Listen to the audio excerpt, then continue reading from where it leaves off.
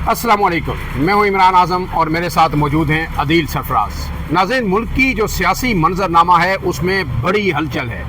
आज वज़ीर आज़म पाकिस्तान शहबाज शरीफ की ज़ेर सदारत इस आम नोयत के इजलास में भी वज़ीर आला खैबर पख्तूनख्वा सोहेल आफरीदी, जिनका हाल ही में इंतखाब हुआ था, वो इस इजलास के अंदर मौजूद नहीं है। और जब खैबर पख्तूनख्वा में सिक्योरिटी सूरत हाल सबसे ज़्यादा ख़राब है, वहाँ पे ही अफगानिस्तान की जानिब से हमले भी हो रहे हैं, और उस सूबे का वज़ीर आला अगर इस इजलास में मौजूद नहीं है तो इजलास में अगर कोई अहम नोयत के फैसले लिए जाते हैं तो उनकी हैसियत क्या होगी और उन पर किस हद तक जो है इम्प्लीमेंट किया जा सकता है, जब इतना बड़ा सूबा जो 4.5 करोड़ जिसकी आबादी है उसका वज़ीर आला ऑन बोर्ड नहीं है। अदील सरफराज साहब, आपने पेशावर में 2 से 3 दिन आप वहाँ पे रहे भी, आपने तमाम जो जो वज़ीर आला का इंतखाब था उस प्रोसेस को करीब से देखा, फिर आपने हल बर्दारी की तकरीब को भी देखा, उसके बाद आपकी अहम मुलाकातें भी हुई, और उसमें सबसे अहम मुलाकात मेरे ख्याल में वज़ीर आला सोहेल आफरीदी साहब से जो आपकी मुलाकात हुई, तवील नशिस्त आपकी हुई, वो भी आपने देखी। उनकी तकरीर के बाद एक मीडिया के अंदर और एक परसेप्शन ये इस वक्त मीडिया हमारा बना रहा है कि सोहेल आफरीदी जो एक्ट कर रहे हैं वो एज ISF इंसाफ स्टूडेंट फेडरेशन के एक नौजवान, जज्बाती और जोशीले रहनुमा के तौर पर कर रहे हैं। क्या इसी तरह आपने उनको पाया, और क्या इस अप्रोच के साथ, अगर वाकई यही अप्रोच है उनकी, तो क्या इसके साथ वो इतने बड़े सूबे को गवर्न कर सकते हैं, और ख़ास करके वो सूबा जिसकी तमाम मुल्क की नज़रें इस वक्त जो है उस पे हैं, और पाकिस्तान की जो सलामती है इस वक्त, जो ख़तरात लाक है, वो भी उस सूबे के अमन व अमान से और उसकी बेहतरीन जो है एडमिनिस्ट्रेशन से जुड़ी हुई है। बिल्कुल, आपकी बात दुरुस्त है। और आज क्योंकि बड़ा अहम दिन है, वज़ीर आज़म पाकिस्तान शहबाज शरीफ साहब ने गुज़िश्ता रोज़ एक फ़ोन भी किया था सोहेल आफरीदी साहब को, जिसे एक मुस्बत जेस्चर के तौर पर लिया जा रहा था, मगर उसके बाद ही जो सोहेल आफरीदी साहब की रिक्वेस्ट थी कि इमरान खान साहब से उन्हें मिलने दिया जाए, उस रिक्वेस्ट को बेसिकली डिक्लाइन कर दिया। ऑन द फेस नहीं किया, लेकिन ये कहा कि पूछ कर बताता हूँ, या उसके ऊपर जो भी राय है वो लेकर बताता हूँ, अभी तक बताया नहीं गया। ये इस चीज़ को बड़ा नेगेटिव लिया गया है ओवरऑल। अगर आप देखें ना कि आपने चले एक जानिब तो आपने मुस्बत रोल प्ले कर दिया, उनको मुबारकबाद दे दी, उनके इलेक्शन को आपने एक्सेप्ट कर लिया, मगर दूसरी जानिब पहली उनके तरफ से आपको एक फॉर्मल रिक्वेस्ट आती है और ऑफिशियली पहले इन रिटर्न जो है सूबाई हुकूमत को भी, वफाकी हुकूमत को भी लिखा गया। बिल्कुल, और ये बड़ा अच्छा मौका था। हम देख रहे हैं कि इल्ज़ाम लगता है, बिलखसूस हुकूमत इल्ज़ाम लगाती है PTI के ऊपर कि ये लोग हर मामले के ऊपर सियासत करते हैं, मगर यहाँ पर बदकिस्मती के साथ हम देख रहे हैं कि ये जो गवर्नमेंट इल्ज़ाम लगाती है वो खुद सियासत कर रही है।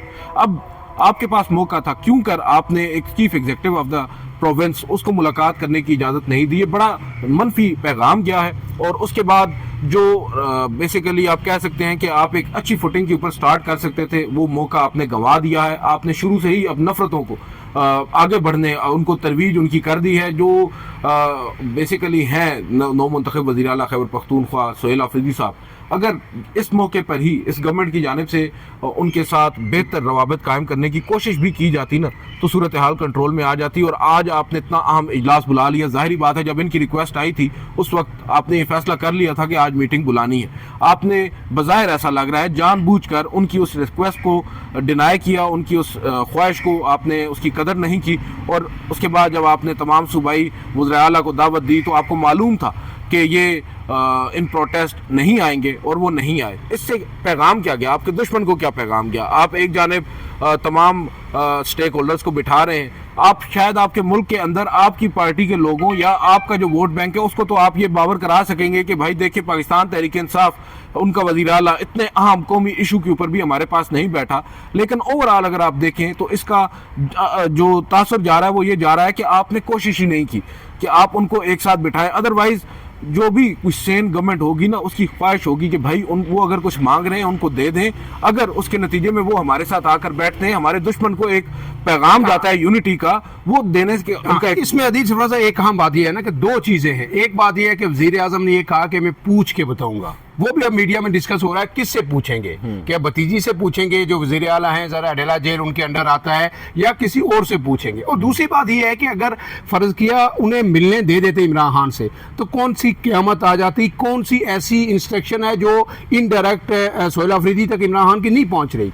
ज़ाहिर है हर चीज़ उन तक पहुंच रही है, वो उसी पे एक्ट कर रहे हैं। तो वही चीज़ें जो इमरान खान अगर फर्ज का ऑपरेशन के खिलाफ हैं या कहते हैं बातचीत से मामला हल करें, या उन्होंने इमरान खान ने यहाँ तक ऑफर की कि अगर मुझे पैरोल पे रहा किया जाता है तो मैं इसमें मीडिएटर का, फैसिलिटेटर का किरदार अदा कर सकता हूँ अफगानिस्तान के साथ बातचीत के लिए। तो एक जो है अच्छा जेस्चर हुकूमत की तरफ से चला जाता, मुलाकात हो जाती, और उसके बाद मुलाकात के बाद अगर वो उन्हें बुलाते इस अहम तरीन इजलास में, तो जो कंसेंसस के साथ फैसला होता, उन्हें ज़ाहिर ब्रीफिंग दी जाती, इन पिक्चर हर चीज़ से किया जाता, तो शायद उनका दिमाग जो चीज़ें हैं as executive of the province है, बहुत सारी तब्दीली आ सकती थी। लेकिन एक मौका मेरे ख्याल में गंवा दिया वफाकी हुकूमत ने। बिल्कुल, देखें आपकी बात दुरुस्त है। एक शख्स जो सिस्टम के बाहर होता है, आपको याद होगा इमरान खान साहब जब वज़ीर आज़म नहीं बने थे तो वो कहते थे 90 रोज़ में मैं करप्शन ख़त्म कर दूंगा, मैं ये कर दूंगा, क्योंकि उनको exactly inner working of the system से वो आगाह नहीं होते। ये नहीं है कि उनका इरादा बदल गया, ये नहीं है कि वो चाहते नहीं थे कि वो करप्शन खत्म हो। उन्हें ज़ाहिरी बात हो सिस्टम को समझने में और उसके अंदर जो मुख्तलिफ टेक्निकलिटीज़ हैं उनको परखने में टाइम लगा, और वो चीज़ें ऑब्वियसली वक्त के साथ आती हैं। और बहुत सारी ऐसी चीज़ें होती हैं जो नेशनल इंटरेस्ट में, पब्लिक डोमेन में नहीं होती। जब आप एक अहम ओहदे पर, आईनी ओहदे पर बैठते हैं, तभी आपको you are privy to that information, और फिर ज़ाहिरी बात है उस मुतालिक आपकी सोच भी यकसर तब्दील हो जाती है। हम कहते हैं कि ये शख्स बदल गया है, दरअसल वो शख्स नहीं बदलता, उसकी सोच, उसमें कुछ मेच्योरिटी आ जाती है, या आप कह सकते हैं कि वो वेल इन्फॉर्म्ड होने की वजह से बहुत सारी ऐसी चीज़ें जो पहले वेल इन्फॉर्म्ड ना होने की वजह से करता था वो बाद में नहीं करता। रियलाइजेशन आ जाती है कि पिक्चर, ब्रॉडर पिक्चर जो है उनके सामने आ जाती है, पिक्चर आ जाती है। गंडापुर साहब के ऊपर भी यही तनकीद होती है, क्योंकि जो चीजें उनको मालूम होंगी वो उस वक्त सोहेल आफरीदी जो एक मिनिस्टर थे उनको नहीं मालूम होंगी। अब जो सोहेल आफरीदी साहब को मालूम होंगी तो जाहिर बात है, हम ये नहीं कह रहे कि वो बदल जाएंगे, हम ये कह रहे हैं कि अप्रोच मुख्तलिफ चीज़ों को लेकर उनकी मुख्तलिफ हो सकती थी। अगर इनको आज एतमाद में लिया जाता, एक गुड फेथ का मुजाहरा किया जाता इस गवर्नमेंट की जानिब से, मगर ये नहीं किया गया।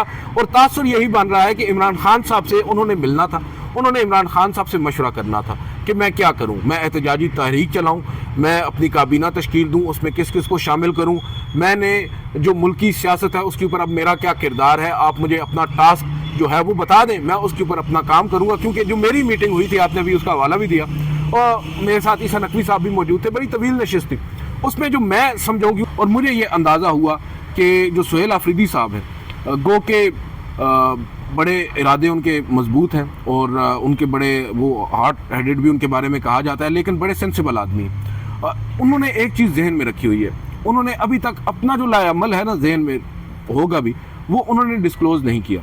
वो जो भी आगे करने जा रहे हैं उनका तमाम तर जो मतमे नज़र होगा वो इमरान खान साहब से मशरूत होगा, उनकी राय से मशरूत होगा। उन्होंने ये बात हमें बावर कराई है, उन्होंने कहा है कि भाई देखिए मेरी इमरान खान से मुलाकात होगी, मुख्तलिफ इशूज़ के ऊपर जब पूछा ना कि इस पे आप क्या कर रहे हैं, तो मैं इमरान खान से मुलाकात करूंगा तो बताऊंगा, उसके ऊपर मैं अपना फैसला करूंगा।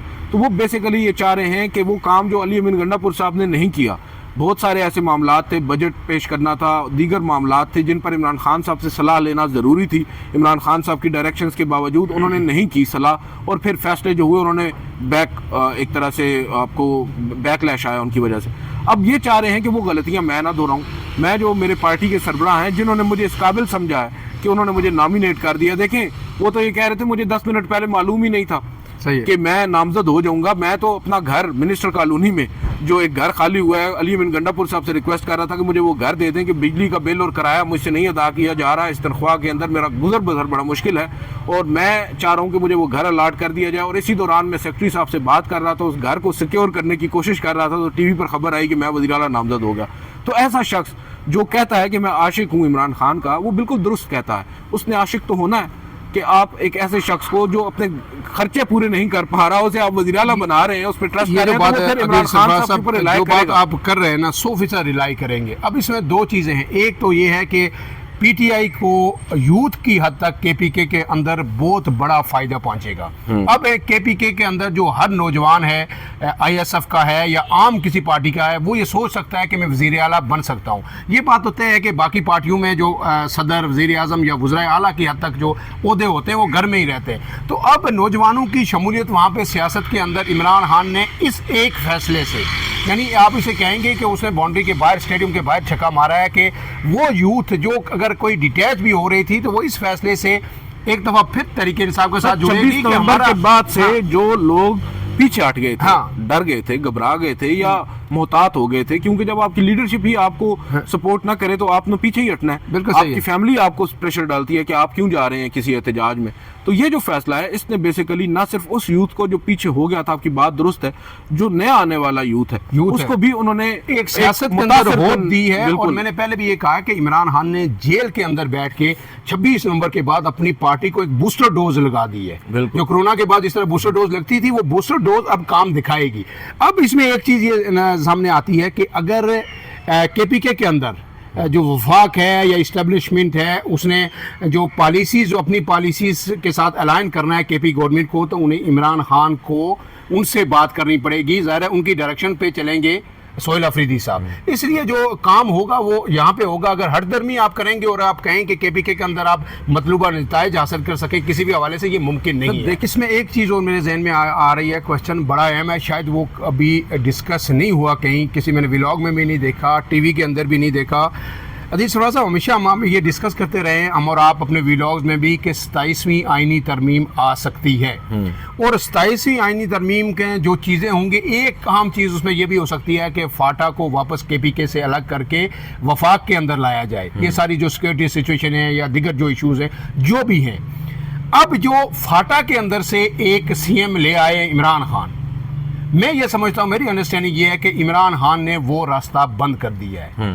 کیونکہ فاٹا کے اندر سے اگر وفاق میں آپ واپس لے کے آتے ہیں تو وزیر اعظم تو کوئی نہیں بنے گا.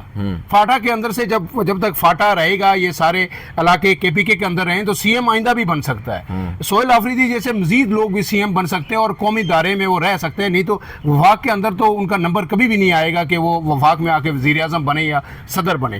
تو اب اگر وفاق کو، اس کو فاٹا کو الگ کرنے کی کوشش کی گئی 27ویں آئینی ترمیم میں، تو پورے فاٹا کے جو نوجوان ہیں وہ بھی ایک دفعہ کھڑے ہو جائیں گے اور بڑے پیمانے پر جو ہے وہاں پہ پروٹیسٹ ہوگا. یہ ایک جو لوگ اس پہ ڈسکس نہیں کر رہے، میرے خیال میں عمران خان نے وہ دروازہ بھی اس ایک شاٹ سے وہ بند کر دیا ہے. عدیل سرفراز صاحب سپریم کورٹ بھی کور کر رہے ہیں، طویل عرصے سے عدالتوں کو دیکھ رہے ہیں. توشہ خانہ 2 کیس کی سماعت بہت تیزی سے جاری تھی، ایسا لگ رہا تھا کہ رات گئے تک سماعت ہوتی ہے، فوری طور پر اب فیصلہ آنے والا ہے. لیکن اچانک 15-16 دن کی تاریخ ڈال دی گئی اور اب بات کہیں 29 اکتوبر کے قریب جو ہے آ گئی ہے. اتنا ڈیلے کیوں ہوا؟ سر، توشہ خانہ میں اب دیکھیں، یہ بڑی حیران کن چیز ہے. اس میں ابھی تک یہ اسیس نہیں کیا جا پا رہا کہ ہو کیا رہا ہے، کیونکہ حتمی دلائل ہو رہے تھے. ایک دن پہلے تک جج صاحب اگلے روز بھی سماعت مؤخر کرنے کو تیار نہیں تھے. جب سلمان صفدر نے کہا کہ آپ منڈے تک لے جائیں سماعت کو، ہمارا 190 ملین پاؤنڈ والا کیس انہوں نے کہا جی کہ نہیں، آپ بھلے 3 بجے آ جائیں، عدالتی وقت 3 بجے ختم ہوتا ہے، ہم اس کے بعد بھی کارروائی کریں گے. انہوں نے کہا ٹھیک ہے، فیئر انف. اگلے دن وہ جب آئے تو انہوں نے دلائل مکمل ہونے کے بعد کہا کہ سماعت 29 اکتوبر تک. تو عجیب ہی صورتحال ہے. آپ کو معلوم ہے اس ایک کیس سے جڑا ہے دوسرا کیس، جو کہ ایکچول میں تو نہیں جڑا، لیکن پاکستان کے ڈائنامکس میں اگر ہم دیکھیں جوڈیشل سائٹ پر یا پولیٹیکلی، ایون پاکستان میں موسٹلی کیسز تو پولیٹیکل نیچر کے ہیں یا ان سے جڑے ہیں، پولیٹیکل ڈیولپمنٹ سے جڑے ہیں. جو 190 ملین کیس ہے، اس میں اگر عمران خان یا ان کی اہلیہ کی بریت ہو جاتی ہے تو آبویسلی ایک سیٹ بیک ہے گورنمنٹ کے لیے. تو وہ نہیں چاہتے کہ وہ ہو، اسی لیے وہ چاہتے ہیں کہ پہلے یہ فیصلہ ہو. اب یہ فیصلہ بھی اسی وجہ سے کہا جا رہا تھا کہ جلدی کوشش کی جا رہی ہے سزا ہو جائے اور اس دوران پھر اس فیصلے کو بھی سنا دیا جائے تاکہ وہ باہر نہ آ سکیں. لیکن یہ جو ڈیولپمنٹ ہوئی ہے اس کو اب مختلف رنگ دیا جا رہا ہے. کچھ لوگ یہ کہہ رہے ہیں کہ شاید جو ہماری اس وقت ریاست ہے، ہمارے ادارے ہیں، ہماری حکومت ہے، وہ سوچ بچار کر رہی ہے، اپنی جو حکمت عملی ہے اس کو ریوزٹ کرنے کی کوشش کر رہی ہے. عمران خان صاحب کو ایک اور سزا سنانے سے پہلے حکمت عملی کو باقاعدہ طور پر ریوزٹ کرنے کی اللہ کرے عدیل سرفراز صاحب یہ حکمت عملی جو ہے ریوزٹ ہو اور کسی اچھی ڈائریکشن میں ہو، تاکہ اس ملک جو یہ انارکی ایک طرح کی بن گئی ہے یہ ختم ہو اور یہ مسائل میں بھی کمی آئے. فی الحال کے لیے اتنا ہی. مجھے اور عدیل سرفراز کو دیجیے اجازت. اللہ حافظ.